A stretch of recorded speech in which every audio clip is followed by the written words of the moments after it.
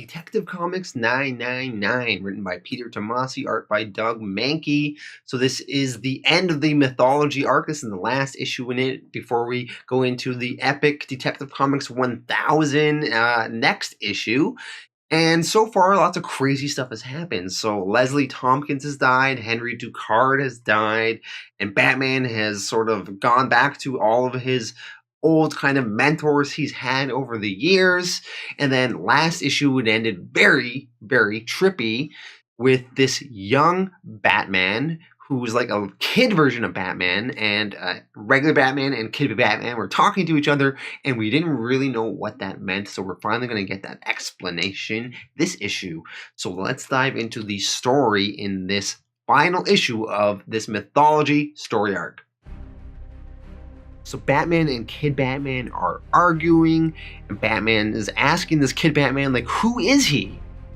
And Kid Batman is like, you still don't get it? I'm you, you're me, this is us, and we're drowning. Regular Batman's like, who sent you? And then all of a sudden Kid Batman is a regular Batman now.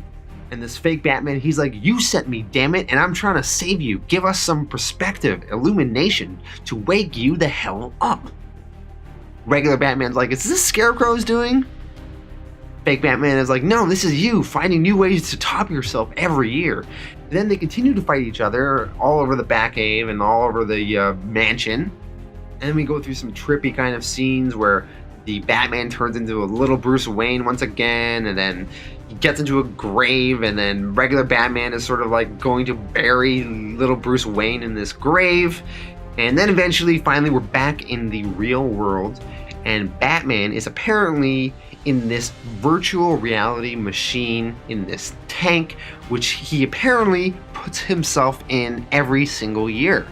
And Batman supposedly does this on his birthday, and it's a way to sort of test his abilities, push himself to the limit, and try to kill himself in a way in this virtual reality world, and just push himself all that much further.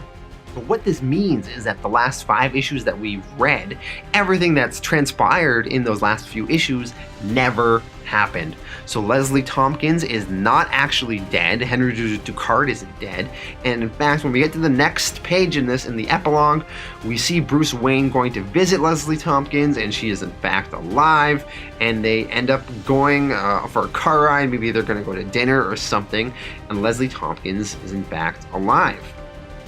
And that's how this story ended. And I have to say, I am really, really disappointed in this ending. I hate it was all a dream storylines, especially if it's something that lasted 6 issues long. So that basically means we're throwing out the last several issues we've read, which I've kind of enjoyed the last few issues in this storyline, but we had to throw them all out because they never really happened, and it's such a cop-out, and it's so annoying. And as much as I still enjoyed the art, and I thought Peter Tomasi did some interesting things in this, I don't like the idea of Batman testing himself in this weird virtual reality machine. I like seeing Leslie Tompkins alive again because I was sad to see her go. But one thing that's so annoying about this is that I already came to terms with her being dead, you know? I read those earlier issues and I was like, well, Leslie's dead. I have to accept this and move on, and I did. And now she's alive again, just a few short issues later. And I really enjoyed the last few issues, but this ending and an explanation for it all really just kind of ruins them all and really kind of annoys me. So I'm going to give this issue a 5 out of 10, and I really felt it ruined the entire arc, and it really left a bad taste in my mouth. So I thought this was really bad, and I'm really, really annoyed at this. And now I'm almost a little bit less psyched for Detective Comics 1000. Peter, I really not happy about this book. In fact, it reminds me of another storyline recently. In Daredevil Comics, issue 612, Charles Soule was doing this whole storyline with Daredevil. And then in the end, he did it was all a dream ending. And Daredevil was apparently in a coma the entire time. And he retconned, the last few issues. And it pissed me off a lot in that too.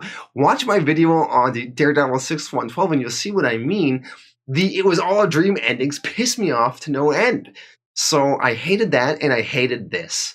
So yeah, watch my video on that and let me know your thoughts on what you thought of how this Detective Comics book ended.